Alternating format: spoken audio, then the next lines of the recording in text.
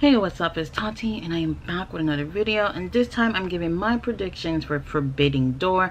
I was very excited about this pay-per-view when they first announced it. Going in, the excitement did die down based on what's happened recently, especially with a lot of injuries. Now, a lot of people are saying that this pay-per-view is cursed, and to be honest, it's not. Logically, they're having pay-per-views very close to this pay-per-view and using their top guys a lot without them, getting a chance to rest. Obviously there'll be people getting injured. Didn't expect for it to even be like this, especially CM Punk. Like, oh my gosh, like, could you imagine a pay-per-view like this without CM Punk, Bryan Danielson? Like, it's absolutely crazy. But I do believe that this pay-per-view is still going to be pretty good, even though many of our favorites are not going to be featured onto this pay-per-view. First of all, I like to say Tony has a huge roster at AEW where they could have been using other people and putting less focus on some of these big guys that were going to be on the pay-per-view that end up getting injured. So now the pay-per-view, yeah, the hype for it has died down a bit, but I still believe that there's going to be amazing matches because, having two promotions going against each other like this is what people would like to see. This is something that a few months back people were talking about with WWE and New Japan, and honestly I didn't even really see that happening, but AEW making that happening, like, it's absolutely amazing. Thank you to the wrestling gods. Like, this is exactly what we needed. So now we have two matches added to the buy-in, which I'm very excited about because usually the buy-in is just one match and a whole bunch of recap of the shit that they were just talking about all week, and sometimes we really don't need that. So I'm really happy about these two other matches being added to the buy-in. So we have three matches, which is Gun Club and Max Caster versus LA Dojo. Who I think is going to win here? LA Dojo. We have been seeing LA Dojo being featured in like Dark and Elevation, so which was a little bit surprising to see them go against Max Caster and Gun Club, because I figured there would be something going on with QT Marshall, Nick Comoroto, something like that, because that's where we've been seeing them featured in past episodes. So it didn't go that way. Definitely feel like Gun Club and Max is going to take the win on this one. I don't really have who I think I want to win in this match. Either or is fine for me. Don't really care too much about it, but at least there's more wrestling going on, and that's what's important to me. Next match is Yoshihashi and Goto versus Aaron Solo and QT Marshall.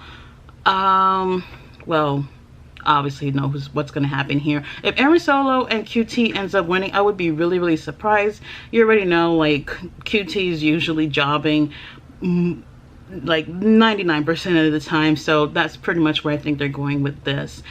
So I don't really have an opinion on who I want to win or not.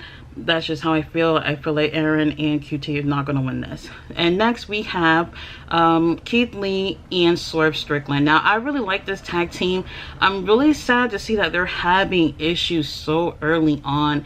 I have really high hopes for them because they're a unique duo, and I honestly thought that they would at least have gold or something before we see them having any issues as a tag team. And I don't know where they're going with that, with them like having like little issues with each other, but we'll see. So it's that team versus let's see, El Desperado and Kanemaru, and I'm not sure who's going to win here, but I feel like Keith Lee and Swerve's going to have some issues once again, because they're really emphasizing on that, and they emphasized on that on Rampage last night. So I think Keith and Swerve are going to lose, but I really want to see them win. But I don't think they're going that way with them. Unfortunately, I think they're going to break them up pretty early. Not happy about that at all. So let's move on to the pay-per-view itself. First of all, let me talk about Orange Cassidy versus Will Ospreay. Like, I'm really surprised Orange Cassidy was picked for this. I like him, I really do. I just would have never thought that as an opponent for Will that they would choose Orange Cassidy. Well, he just came back from an injury, so I didn't even think he'd be back for this, but never in a million years would I thought that that would be the choice based on the current roster they have right now. Will Orange Cassidy win this? Absolutely not. I don't want to see him win it. I'm pretty sure a lot of people are gearing more to Will Ospreay. Now, here's the thing with this pay-per-view is that there's a little bit of lack of interest for a lot of fans because they don't know about New Japan Pro Wrestling, and had they known a little bit more about them, they maybe be a little bit more interested in what's going on. So a lot of people I've seen, like on Facebook, people are like, well, I don't know him, so I'm not cheering for him. And I'm like, man, if you knew who this was, it takes you 2 seconds to go on YouTube and watch a couple of videos and see like some highlights and see who are going to be in this pay-per-view. People will be much more interested had they known who these opponents are from New Japan Pro Wrestling. But anyway, Orange Cassidy winning this, you already know how he got that little comedy gimmick going on where, you know, nothing phases him. He just don't take things seriously and stuff like that. That can, you know, with that type of gimmick, it kind of just makes people feel like he's just not gonna win regardless. As I stated, I don't think he's gonna win, don't want him to win, but I do like the guy though, so definitely Will is going to win this match, especially since it's for the IWGP United States Championships. He's not giving that over to Orange Cassidy. Sorry, Orange, I love you, but you're not getting this. I have to look at this card because there's so much going on here, but not as much matches as Double or Nothing, which was absolutely draining. Like, they stayed up way past my bedtime. It was going it was past 12:30 by the time it was finished, so there was a lot going on. So let's move on here. Okay, so what I'm really excited about is that although Bryan Danielson, excuse me, cannot be on this pay-per-view due to being injured, now there's someone who is new in the BCC that's going to take his place in this match and also be featured on Blood and Guts as well. Honestly, it could be so many people, and a lot of people are definitely gearing towards that it would be perhaps Bray Wyatt, because he recently got a trademark, and I forgot what it was, what the name was, but I'm not sure if it would be him. Honestly, not sure. But another one that people are gearing towards more is Cesaro, which I don't know. I really don't know if it would be him. People are saying that they've seen him training and everything in Orlando, so they're thinking that he's gearing to being in this pay-per-view. It would be really cool to see him versus Jack Sabre, but I don't think that it's going to be either of those two. Whoever it's going to be, it has to be someone impactful, because people are really waiting to see who this person is. And imagine if it's someone that's not really even, I don't know, like, it has to be someone that's going to really impact this decision on who Bryan Danielson has picked to take his place. So someone who doesn't really seem to even be in the caliber of being in the BCC, the hype of it will just be ruined. And so I don't have an opinion on who would win that match because we don't know who it is, but I think it's gonna be awesome. I hope it's somebody really, really good though. That's what matters. So let's see here. Okay, so we got the Young Bucks. Okay, let me backtrack. So this is a match, I think last night, or was it this morning, they announced another injury. So yeah, Takahashi is not going to be part of this match. He was going to be with Sting, Darby Allin, and who am I missing? Takagi, yes. So he has a fever and cannot fly. We already know that once it comes to fever in this day and age, it could be COVID related, which is possible because these guys are always traveling, and even if they are vaccinated, they can still contract COVID-19. So regardless of the situation, he's out. So now it's 3-on-3. So they took Hikuleo out of the match, so it's going to be the Young Bucks and El Phantasmo to be in the match. And who's gonna win this? I don't know. I really see Young Bucks and El Phantasmo winning this match for some reason. Obviously, they're heels getting into this. There's gonna be a lot of crazy spots in this match, especially with Darby and Sting being involved. But I don't see them winning this match. Next match is Chris Jericho, Minoru Suzuki, Sammy Guevara versus Eddie Kingston. Let's see, Unimo and Wheeler Yuta. Who's gonna win this match? To be honest, I'm getting a little bit bored with this, with the whole Eddie Kingston and Chris Jericho thing. So I'm not really sure who I want to win this match. I'll probably just go with Eddie Kingston team because, well, I don't know. I don't like Sammy Guevara, but I really like Suzuki a lot. I follow him on social media. He's very interesting. But I don't know. I'm over it. I'm pretty sure whatever it is after Blood and Guts, it'll be done and over with, hopefully. So they decided that the stipulation with this match is that the winner gets the one-man advantage at Blood and Guts. So yeah, now that I'm seeing that, Chris Jericho team probably even get this one, obviously, to, you know, add more fuel to the fire. And I don't know, I just want Eddie's team to win. But seeing the stipulation now, it could be Chris Jericho team to win, and with them having a one-man advantage, like I said, it adds a little bit more drama to it. And then Eddie Kingston team ends up winning at Blood and Guts on Wednesday. So that's probably what's going to end up happening here. All right, moving on, we have Jeff Cobb and the Great-O-Khan versus FTR and Roppongi Vice. Who's going to win this one? Oh my gosh, I'm not sure. So winner takes all. So the IWGP tag and Ring of Honor tags are up for grab. Obviously, AAA tag teams championships are not up for grabs on here.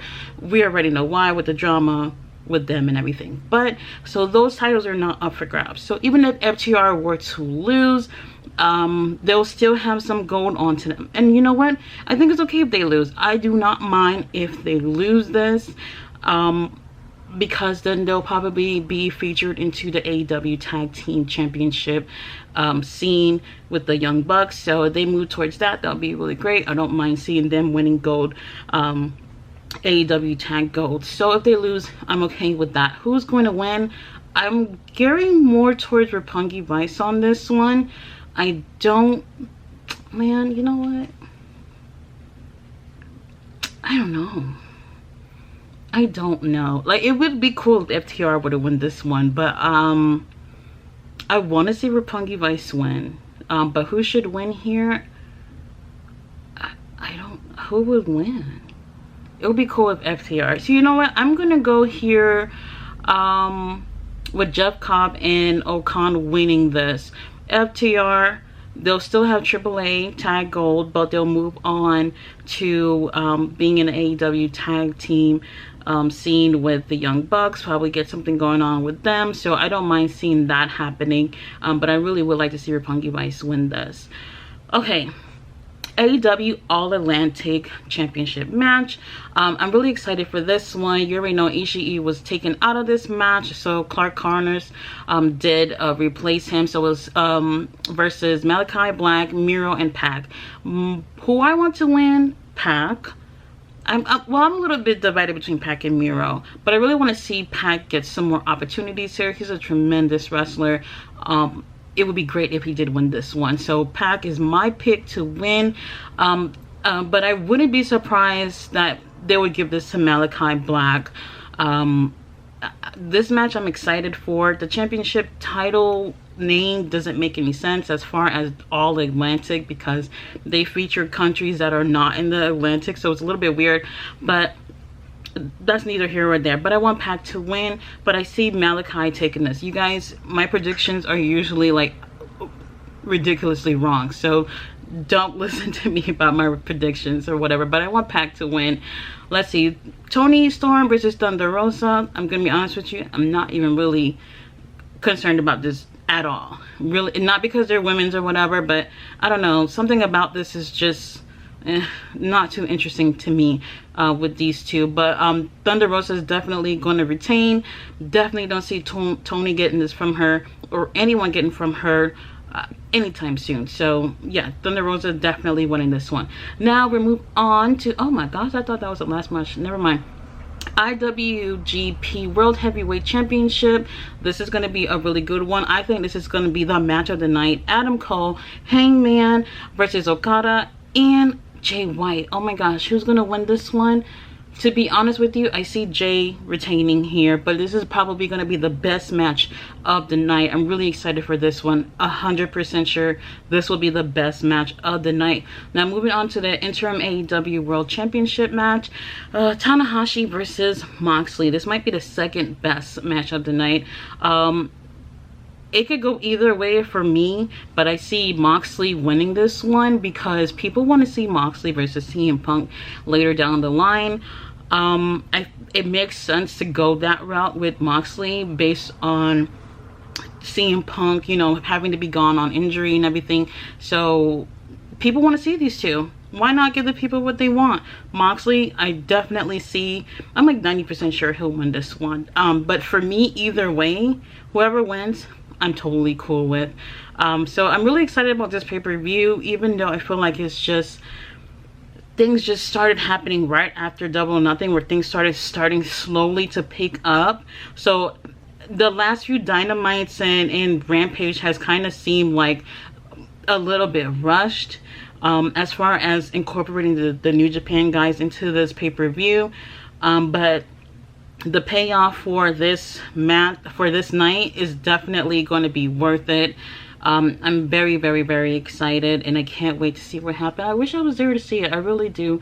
I'm just gonna snuggle with my daughter on the couch, and we're gonna enjoy the pay-per-view. Let me know what your predictions are. Bye.